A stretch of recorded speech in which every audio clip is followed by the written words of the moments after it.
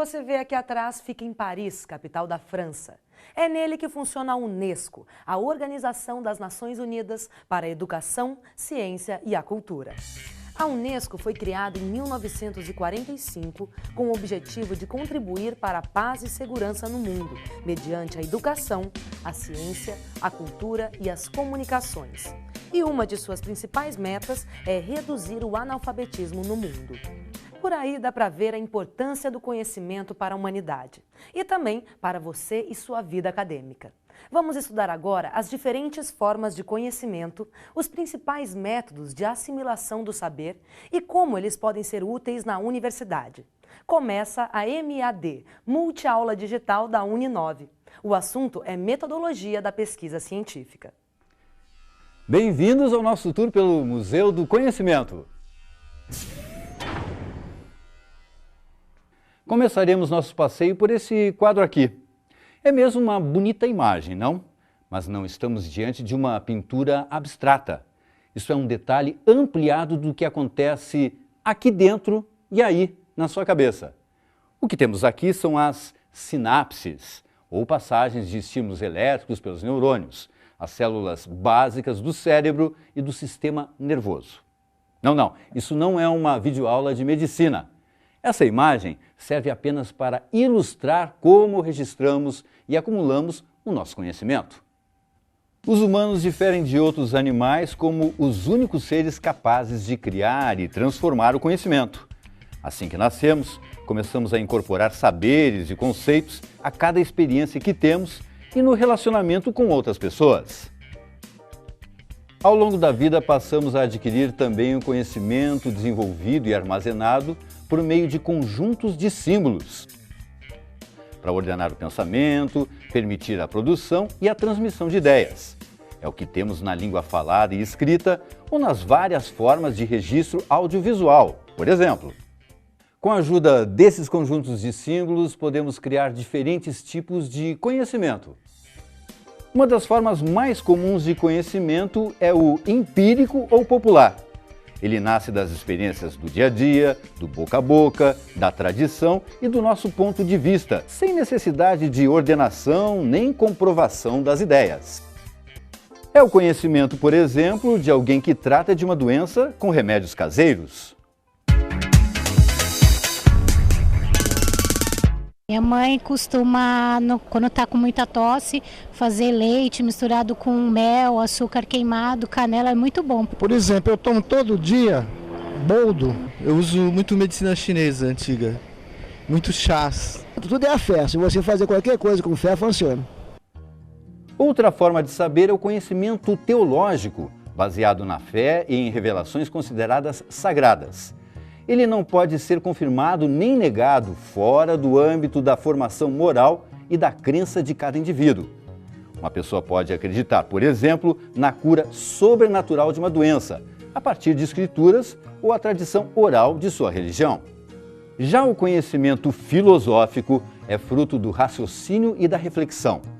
Ele nasce de questionamentos sobre o porquê das coisas e, como ocorre com o conhecimento teológico, não é confirmado nem refutado pela ciência.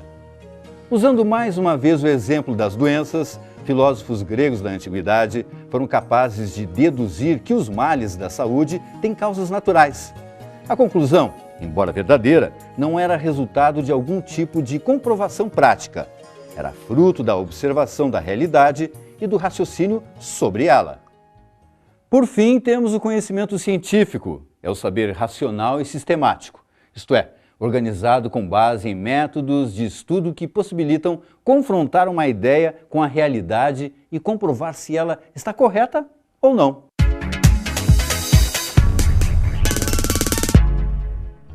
Em que tipo de conhecimento se baseia a afirmação de que o homem foi expulso do paraíso por comer o fruto proibido?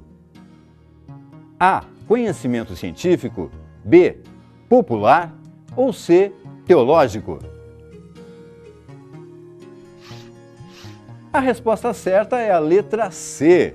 A afirmação baseia-se no conhecimento teológico, no caso, proveniente das escrituras seguidas por judeus e cristãos. Esse aqui é Louis Pasteur. O trabalho dele é um exemplo de aplicação do conhecimento científico. Pasteur descobriu no século XIX o vírus da raiva e desenvolveu a vacina contra a doença. Mas ele não tirou isso do nada. Pasteur precisou estudar, juntar informações, compará-las e fazer experiências até chegar a um resultado, a uma cura de eficiência inegável.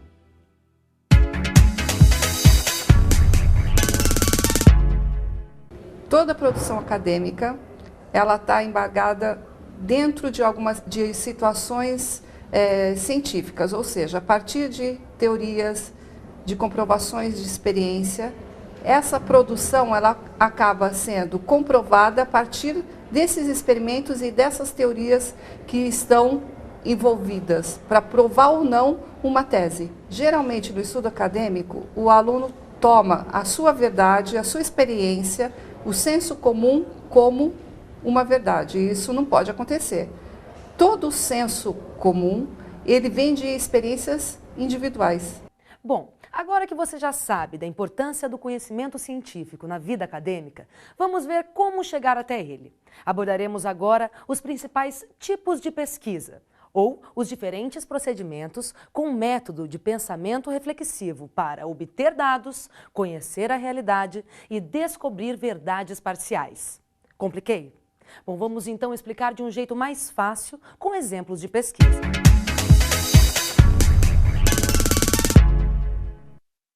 Inicialmente eu pesquiso alguns sites, li alguns livros. Tem um site muito interessante, Espaço Acadêmico, que fala um pouco de um artigo em relação ao tema mesmo que eu vou tratar. Eu adoro ler livros, então eu leio vários livros e não pego só uma fonte, eu pego várias fontes para poder ser uma pesquisa confiável. A pesquisa bibliográfica é boa porque te dá uma referência de base de pessoas que já têm um know-how do assunto, que já estudaram. Essa biblioteca é o ponto de partida para o nosso primeiro tipo de pesquisa, a pesquisa bibliográfica. Uma forma de saber a resposta a questões que movem nossos estudos é consultar o que já foi publicado sobre o assunto. Dependendo do objeto abordado, você pode recorrer a livros e outros materiais indexados, como artigos e teses. É possível também utilizar fontes de conteúdo audiovisual, como o rádio e a TV. Eu posso também fazer uma pesquisa documental, que se baseia em fontes de dados colhidos no momento em que os fatos acontecem. Podemos incluir, neste caso, tanto o registro escrito, como os documentos cartoriais, quanto o registro de sons e imagens. Agora, vamos supor que eu queira saber qual o time mais popular nesta rua. Aí, eu parto para uma pesquisa de campo. Na pesquisa de campo, eu coleto os dados, aqui, com entrevistas, diretamente no local onde ocorre o fenômeno que eu desejo analisar. Podemos alcançar o conhecimento também com a pesquisa social, que lida com o comportamento de determinados grupos sociais, e com a pesquisa histórica, com base na literatura sobre o passado. Bom, pesquisa de campo é meio complicado, porque a gente tem que entrevistar muita gente, se fosse fazer pesquisa de campo. O que eu prefiro sempre é mexer na internet, e aí eu olho não olho só o site, eu olho o que as pessoas falam, o que as pessoas dão depoimento. O que eu pretendo, numa segunda fase desse projeto, entrevistar pessoas, ir a campo, porque é interessante e enriquece o trabalho. A gente também não pode ficar limitado só à internet e livros. Pesquisar é muito bom, estudar é muito bom, é um prazer, assim, a partir do momento que você cria um hábito, você descobre nisso um prazer. O homem nada pode aprender senão em virtude do que já sabe. Bonita frase, não? Só que não é minha. Foi o filósofo grego Aristóteles quem disse isso há mais de 2.300 anos. Esta frase tem a ver com o método científico indutivo proposto por Aristóteles como uma forma de descobrir a realidade dos fatos.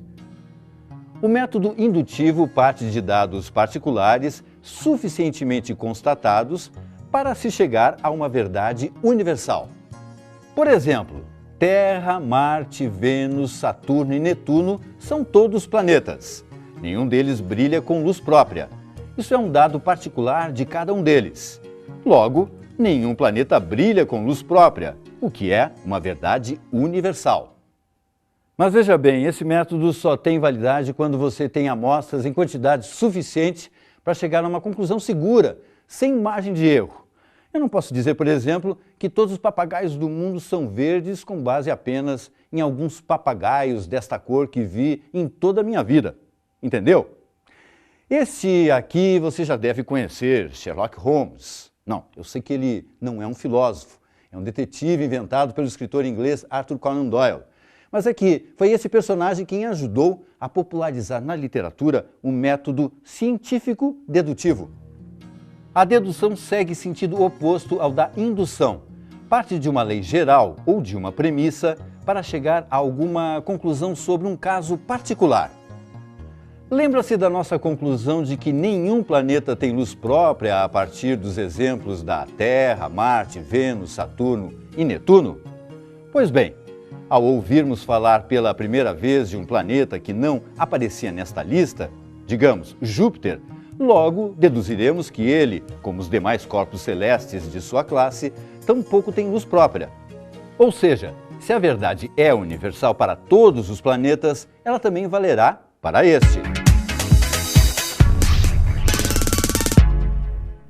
O método dedutivo pode conduzir a erros quando você, a partir de uma situação, problema particular, você a usa para desenvolver uma teoria. Dedução é a partir do todo chegar numa situação particular.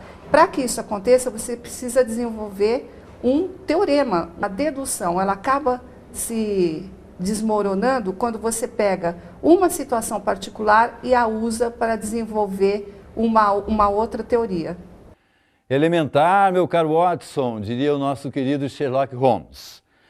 Passemos agora para um pensador mais próximo do nosso tempo, o filósofo austríaco Karl Popper, que viveu entre 1902 e 1994. Foi ele quem propôs o método hipotético dedutivo. Vamos ver como ele funciona. O método de Popper consiste em elaborar uma hipótese e submetê-la a um teste rigoroso para ver se ela resiste à realidade ou não. No método hipotético dedutivo, os resultados devem sempre ser colocados à prova de possíveis induções a erro, até serem esgotadas as chances de conclusões equivocadas. Esses foram os métodos científicos fundamentais, mas você tem muito mais opções de conduzir seus estudos. Você pode ainda usar métodos dialético, histórico, comparativo, monográfico, estruturalista e métodos e quadros de referência. Confira os detalhes em seu material didático impresso. Bem, aqui termina o nosso passeio pelo Museu do Conhecimento. Esperamos que você tenha gostado. Desde 2001, no dia 10 de novembro, comemora-se o Dia Mundial da Ciência pela Paz e pelo Desenvolvimento. É isso aí. Sem a ciência, nenhum país atinge condições mínimas de equilíbrio e desenvolvimento social. Até a próxima EMAD, a multiaula digital da Uninove. A minha monografia em Educação Matemática, eu trabalhei sobre a posição do professor em sala de aula com o Ensino Fundamental 2. Então, ali eu estabeleci pontos de desinteresse dos alunos, né, com a parte mecânica, com o ensino mecânico da matemática. E trabalhando com eles em jogos, né, jogos matemáticos, fazendo com que esses alunos despertassem. A disciplina de metodologia, ela me auxiliou na linha de pesquisa bibliográfica e a pesquisa de campo, que foi onde eu consegui obter as minhas experiências com os alunos em sala de aula. Atualmente eu já estou na segunda pós-graduação de Estatística Aplicada aqui na Uninove.